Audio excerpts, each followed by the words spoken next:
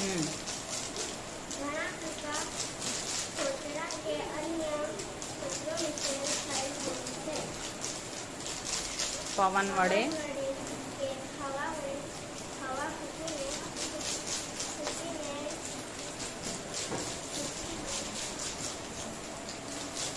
અલગ કરવાની પદ્ધતિ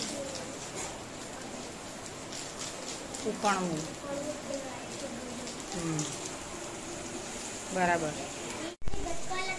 પહેલા એક પ્યાલો લેશું અને એક ગ્લાસ લેશું. ધીરે ધીરે આ બોલે તેવું કરતી જા. ગ્લાસમાં થોડું પાણી નાખશું.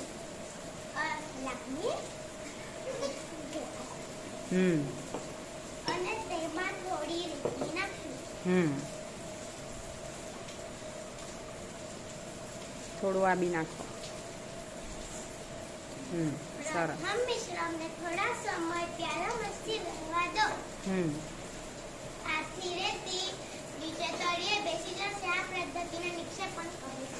સરસ. આપણે પ્યાલામાં પાણી ધીમેથી નમાવીને નાખીશું. આ પદ્ધતિને ઉતારણ કહે છે. સરસ. ચાલ.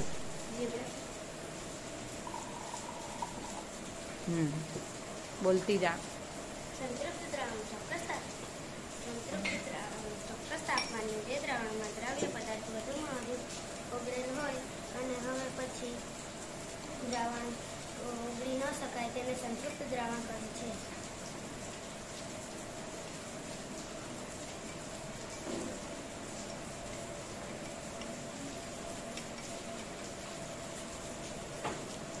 પેલા મીઠું થોડુંક જ નાખેલું હતું ત્યારે ઓગળી ગયું, બરાબર, અને હવે વધારે નાખ્યું ત્યારે ઓગળતું નથી, એટલે એને શું કહેવાય? સંતૃપ્ત દ્રાવણ.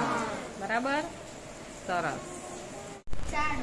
મિશ્રણના બે ઘટકો જુદા જુદા કદના હોય ત્યારે ચાળણીની મદદથી તેને અલગ કરી શકાય. આ પદ્ધતિને ચાળવું કહે છે. લોટને અને મકાન બનાવવાની રેતીને આપણે ચાળીનો ઉપયોગ કરીએ છીએ. સરસ. અલગ કરવાની રીતને છોડવું કહે છે. આ છોડવું ડુંડામાંથી દાણાને અલગ કરવાની રીતને છોડવું કહે છે.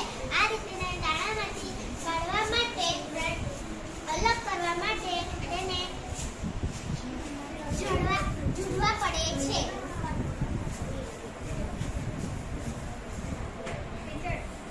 સરસ.